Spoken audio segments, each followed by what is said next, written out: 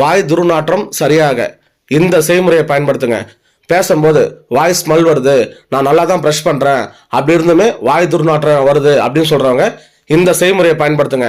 வாய் துர்நாற்றம் வர முக்கியமான சில காரணங்கள், நமக்கு வயிறுல இறப்பை, பெருங்குடல், சிறுகுடல்ல புண்ணு இருந்தாலும் நமக்கு வாய் துர்நாற்றம் ஏற்படும். மலம் சரியா கழிக்கலனாலும் நமக்கு வாய் துர்நாற்றம் ஏற்படும். இதை சரி செய்ய இந்த ஒரு செய்முறை மட்டும் போதும். செய்முறையை சொல்றேன், கரெக்டா கவனிங்க. கொத்தமல்லி விதை 4 ஸ்பூன் போட்டு இளஞ்சூட்டில் நல்லா வறுத்துட்டு அதை இறக்கி நல்லா மிக்சியில் போட்டு அரைச்சி பவுடர் ஆக்கிடுங்க. இப்போ 200 ml தண்ணி எடுத்து ஒரு பாத்திரத்தில் ஊற்றிடுங்க. 1 டீஸ்பூன் கொத்தமல்லி விதை பவுடரை போட்டு 1 டீஸ்பூன் அதிமர பவுடர் போட்டுருங்க. நல்லா கொதிக்க வைங்க. நல்லா கொதிக்க வச்சு அந்த 2 டம்ளர் தண்ணி 1 டம்ளர் ஆகணும், அந்த அளவுக்கு நல்லா கொதிக்க வைங்க. கொதிக்க வச்சு இறக்கும் போது 2 ஏலக்காய் மட்டும் தட்டி போட்டுருங்க. அதுக்கப்புறம் அதை வடிகட்டி 1 டீஸ்பூன் பனங்கற்கண்டு சேர்த்து காலையில வெறும் வயித்துல குடிங்க. குடிச்சு ரெகுலரா ஒரு நாள் விட்டு ஒரு நாள் குடிங்க. வாய் துர்நாற்றம் உங்களுக்கு சரியாயிடும்.